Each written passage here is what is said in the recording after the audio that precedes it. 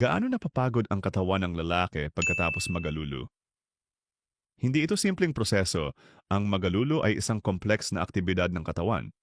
Kapag ang katawan ay na-stimulate, mabilis itong gumagawa ng testosterone na parang nagsisindi ng apoy sa loob.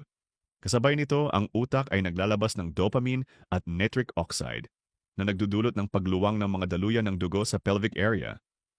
Ang malaking volume ng dugo ay dadaloy patungo sa mga genitalia. Habang nangyayari ito, ang bahagi ng utak na responsable sa lohikal na pag-iisip, ang prefrontal cortex, ay pansamantalang nagsasara, dahilan kaya parang nawawala ang iyong kontrol. Sa kabilang banda, ang cerebellum naman ay mas tumitindi ang control sa motor functions.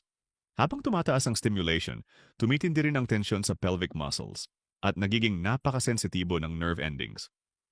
Sa puntong ito, ang bulbarithral glands ay naglalabas ng malinaw na alkaline fluid upang ilubricate ang daanan ng sperm.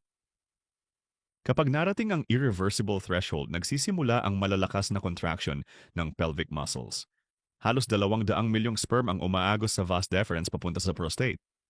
Dito ang likidong galing sa prostate at seminal vesicles ay humahalo sa sperm upang mabuo ang semen na ilalabas sa pamamagitan ng urethra at dito nagtatapos ang proseso ng paglululo.